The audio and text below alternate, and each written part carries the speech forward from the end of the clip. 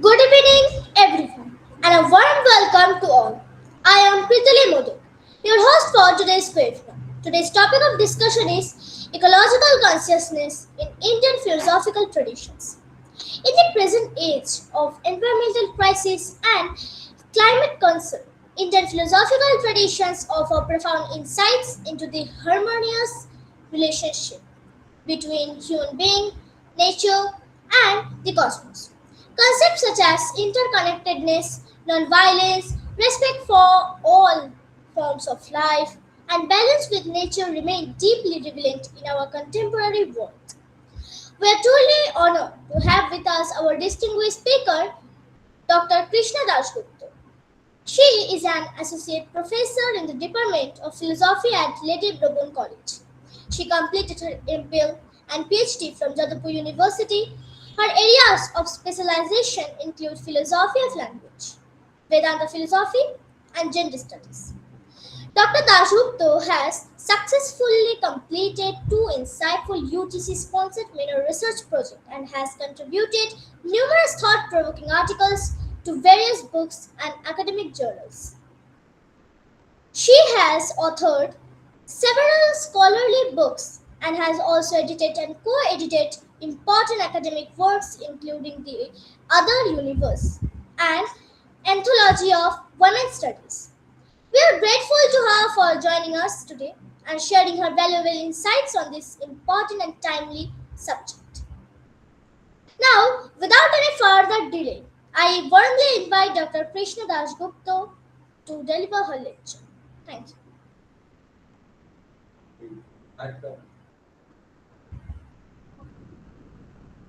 A very good evening to everyone present here. First of all, I'd like to express my sincere gratitude to Modok Trainer Academy for providing me this wonderful platform to share my thoughts. I would also like to extend my heartfelt thanks to our little host, Pitili, for the warm and gracious introduction. As our host has already mentioned, the topic of my discussion today is ecological consciousness in Indian philosophical traditions. I would like to divide my entire topic into two sections. In the first section, I shall discuss the view of the orthodox schools of Indian philosophy, namely the Vedas, the Upanishads, Shankho, Yoga, and finally Vedanta. In the second section, I shall focus on the perspectives of the heterodox schools, namely Jainism and Buddhism.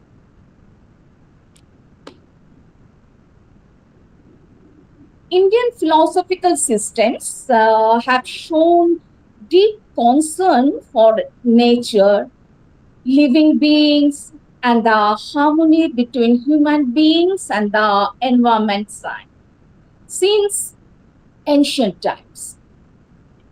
Although the modern term environmental awareness was not used in ancient times in its modern sense, of course, almost all Indian philosophical systems, both orthodox and heterodox systems, have emphasized respect for nature, reverence for life, reverence for plants, balancing life, and peaceful coexistence between human beings and the natural world. The idea of Vasudhaiva Kutumbakam, it actually means the world is one family. Obviously, it promotes respect for all forms of life.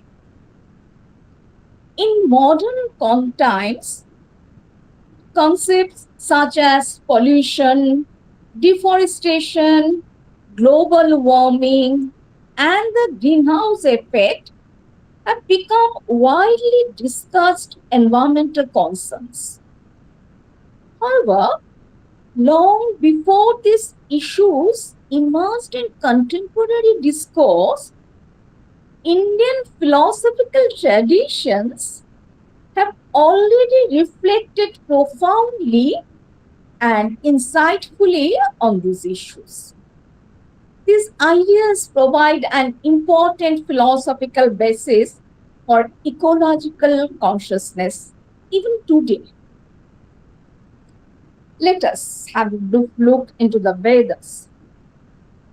The Vedas, we know that the Vedas is the oldest sacred text of India. It shows a deep concern for nature.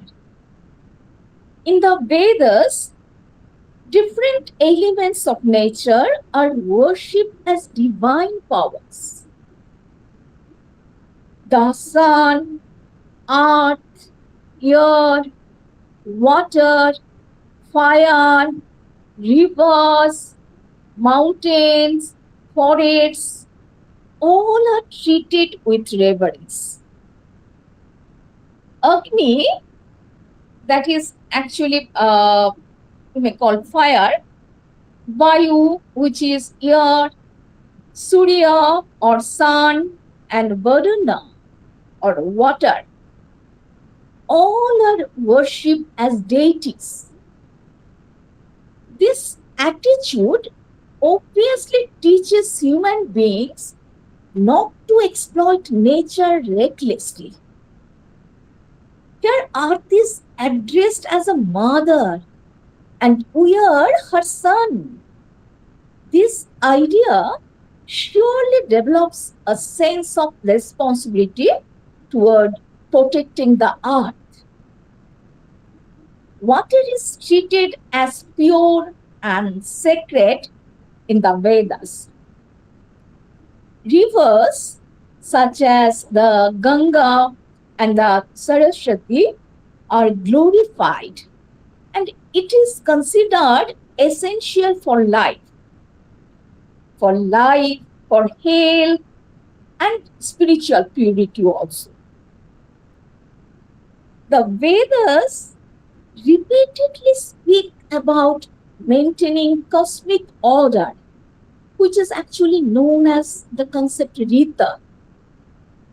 In Vedas, several times, specifically in Rig Veda, we get the concept Rita in many occasions.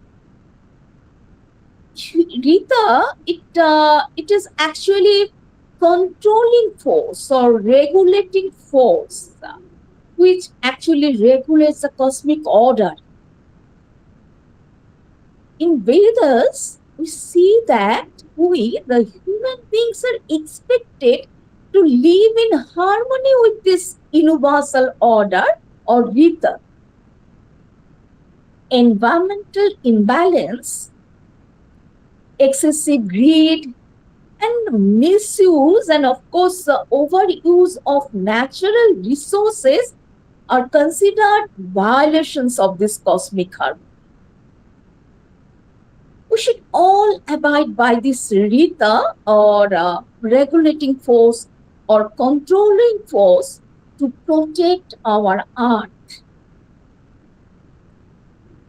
Now, the Upanishads, which are also we see that deeply concerned with nature.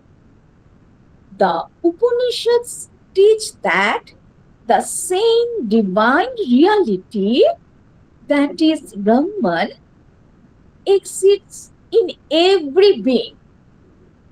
Humans, animals, plants, rivers, mountains, and the entire cosmos. Since all are interconnected, so harming nature is indirectly harming ourselves. A famous idea from the Isha Upanishad says that the whole universe is pervaded by the divine. Therefore, we should use natural resources with restrictions and without greed.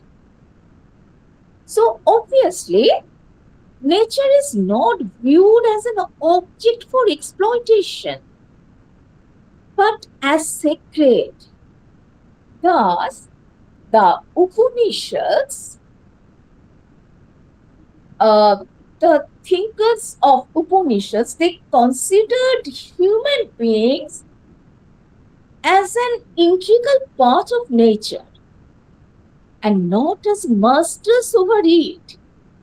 We are not actually caretaker or we are actually caretaker or caregiver of this earth and not masters of this earth.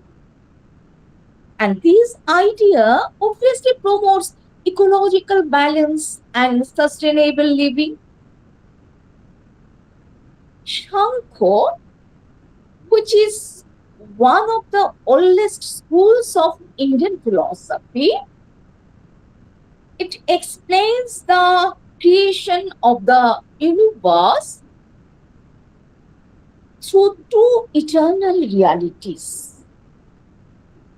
Purusha, that is consciousness or spirit, and the other one is Prakriti or nature, or we can say matter also. Among these two, the concept of Prakriti is highly significant for environmental thought. In Shankha philosophy, Prakriti is the original source of the whole material world. So everything in nature develops from Prakriti. It includes earth, water, air, fire, space, plants, animals, human beings, or in other words, we can say the Panchabhutas, Khiti of Teja Marud Bom. Thus, Shankar gives a great importance to nature as a basis of all existence. According to Shankar, the entire universe evolves from Prakriti. This idea naturally shows that since human beings and nature come from the same source, Prakriti, so they are very closely connected with each other. According to Shankar, Prakriti consists of three qualities or gunas. Sattva, represented by purity, Rajas, represented by activity or movement, and Tamas, which is actually represented by darkness or ignorance. Environmental balance can be understood through the harmony of these three gunas. When balance among these gunas is disturbed, suffering and disorder arise both in human life and in nature, in both cases. Therefore, Shankha philosophy can be considered as an important source of environmental ethics in Indian philosophy. Now, let us come to yoga philosophy. Here, I'm actually dividing the entire topic into two sections. In the first section, I'm discussing about the orthodox schools of Indian philosophy, namely the Vedas, the Upanishads, Shankar, Yoga, and finally Vedanta. And in the second section, I shall focus on the perspectives of the heterodox schools, namely Jainism and Buddhism also. So, in yoga philosophy, as it is presented in Yoga Sutras of Patanjali, yoga philosophy emphasizes self-discipline, simple living, moderation, non-violence, purity, and interconnectedness. And we see that all of which are highly relevant to contemporary environmental concerns. One of the most important teachings of yoga philosophy is ahimsa or non-violence. This principle naturally encourages kindness toward animals, plants, and the entire ecosystem. Yoga philosophy emphasizes also another concept, the concept of aparigraha, meaning non-greed or non-possessiveness. Modern environmental crises are often caused by excessive consumption, materialism, and overuse or misuse of natural resources. Aparigraha teaches human beings to limit unnecessary desires and to live simply. We should all live a simple life. Therefore, yoga philosophy also can be regarded as an important philosophical basis for environmental consciousness in modern times.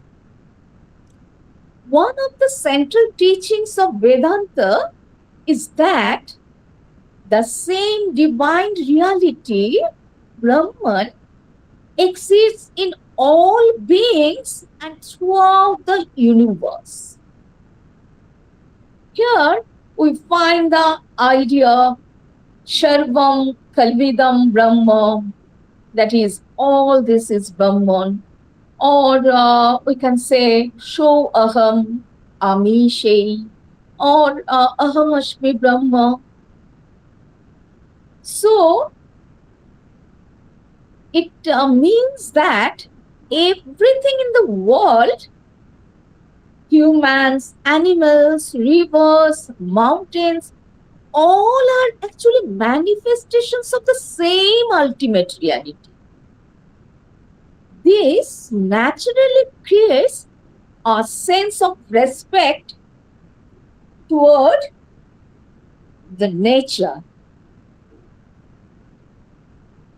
If the same divine essence exists everywhere, harming nature becomes actually morally and spiritually wrong.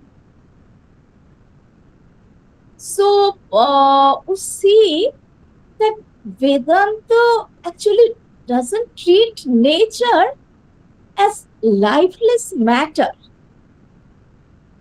Since all are actually manifestation of conscious Brahma, so all entities are conscious. So nature is conscious entity for Vedanta. Philosophy, according to Vedanta philosophy, uh, according to Advaita Shankaracharya and Advaita Vedanta, there is no ultimate separation between the individual self or Jivatma and the absolute self or universe self. So actually there is no difference in between individual self and absolute self, or in other words, we can say between Jivatma and Paramatma. So we are all interconnected with nature. That is, Paramatma or Brahma is actually interconnected with the whole nature. This non dualistic outlook naturally reduces selfishness and obviously promotes protection rather than destruction of nature. We know that Vedanta philosophy emphasizes self control, renunciation, moderation, and also detachment from excessive material desires. Environmental problems today are basically caused by or arise from this greed or consumerism and overconsumption, or we can say misuse or overuse of material entities. So, Vedantic teachings encourage a simple lifestyle which naturally supports sustainable living. We should take only what is absolutely necessary and live in harmony with nature. Thus, Vedanta philosophy also contributes significantly to contemporary discussions on environmental ethics, actually. Now, let us move to the heterodox systems of philosophical systems. So far, I have actually discussed the orthodox systems, namely schools of the Upanishads, Shankar, Yoga, and Vedanta. Now, I'll move on to the heterodox of philosophical systems, mainly two systems here I'll be discussing, Jainism and Buddhism also. Jainism provides one of the strongest ethical foundations for environmental awareness.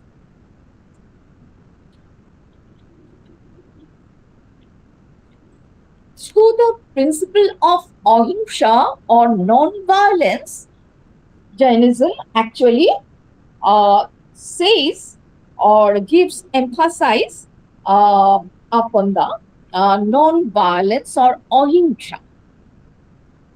Jaina philosophers taught that plants, water, air, and even tiny organisms, which are called microorganisms, they also possess life. And therefore, of course, they deserve respect and protection.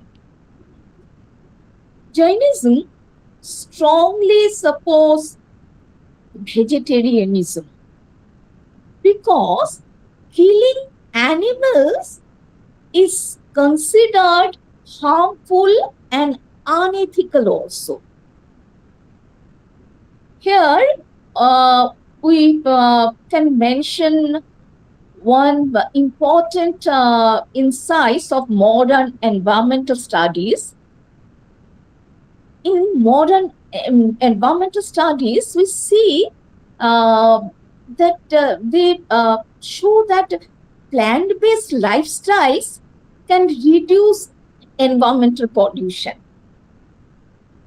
It actually lowers carbon emissions and save water and land resources.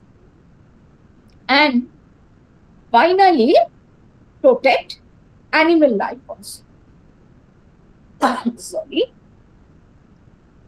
Thus, Jaina dietary practices have ecological significance. Sorry. So, Jaina philosophy provides a strong ethical foundation for environmental awareness through its principle of non-violence. Now,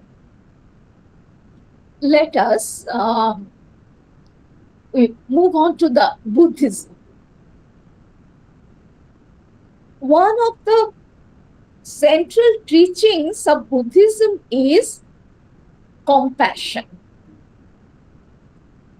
Compassion or karuna. Buddhists believe that every living being has value and they deserve care and respect. Every living beings, they deserve care and respect. And in this context, we must make a distinction between intrinsic value and extrinsic value also. In ethics, we see that value can be divided into two, intrinsic value and extrinsic value. Intrinsic value means which has all, they are valuable in itself and they have value on its own. Whereas on the other hand, extrinsic value means the objects, they don't have any value in itself, but they are valuable for other shapes. That means they are actually means to the end and not end in itself. So here we see that from Western perspective, nature has only extrinsic value. That is, nature is not valuable for itself, but it is valuable for the sake of others. That is, it is actually means to the end and not end in itself. On the other hand, from Indian philosophical perspective, nature is intrinsically valuable. So we must be very proud of our Indian philosophy that since ancient times, Indian philosophy, they give emphasis to nature as they are thought to be intrinsically valuable. It is not valuable for others.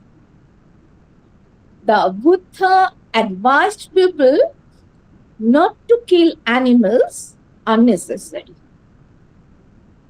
to avoid cruelty, to develop love for all creatures in this universe. Obviously, these teachings promote animal protection. When we are said not to kill animals, obviously it promotes animal protection. The second teachings, that to avoid cruelty, obviously it promotes biodiversity conservation. And thirdly, where we taught to develop love for all creatures, it obviously promotes peaceful coexistence. That is very important. Like Jainism, Buddhism also strongly supports non-violence. Violence against nature ultimately harms humanity itself. So, we should not be violent to the nature. As we have already discussed this point in case of in context of Jainism, so we're not going into detail of this discussion. Now let me skip over this point, that non-violence, the point of non-violence. The Buddha always encourage us to take middle path, which means avoiding both extreme luxury and extreme hardship. This idea obviously leads to balanced lifestyle, which will ultimately protect our earth. So we should take the middle path. That is, we should avoid both extreme luxury and extreme hardship. And if we take the middle path, then obviously it leads to ecological balance. So uh, this idea leads to a balanced lifestyle, which will ultimately protect our earth. One of the most important concepts in Buddhism is interdependence or pratitya samutpada. It's a very important concept in Buddhism, interdependence or pratitya samutpada. This means everything in this universe is connected with each other. Nothing exists independently. For example, humans depend on trees for oxygen, trees depend on soil and water. Again, animals depend on forests. This teaching explains ecological balance in a very scientific and at the same time philosophical way. Thus, we see uh, that Buddhist teachings, which actually give emphasis on meditation also, that concept of meditation develops mindfulness, the concept of mindfulness also. When people become mindful, they behave responsibly toward nature. In short, we can say Buddhism teaches us, first of all, to consume less, to avoid greed, thirdly, respect all life, fourth, live peacefully with nature, and fifthly, practice compassion and responsibility. These values can help create sustainable development and environmental balance also. Thus, we can say that both the orthodox systems, especially we have discussed Shankho system, Varga system, Vedanta system, and in orthodox heterodox schools, I have discussed namely two systems, Jainism and Buddhism. All these systems, we can say that their philosophy is actually important guide for environmental protection and ecological harmony. So there are many points uh, which we have already discussed uh, in different philosophical systems, both orthodox and heterodox, uh, where they emphasize respect for nature, reverence for life, reverence for plants, and balance in life.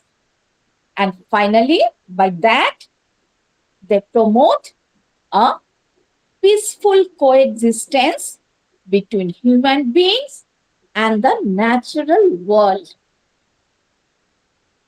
So, see that long before the modern terminology environmental awareness, these issues of pollution, deforestation, global warming, and the greenhouse effect, they have become widely immersed in contemporary discourse. The Indian philosophical traditions had already reflected profoundly and insightfully on this issue.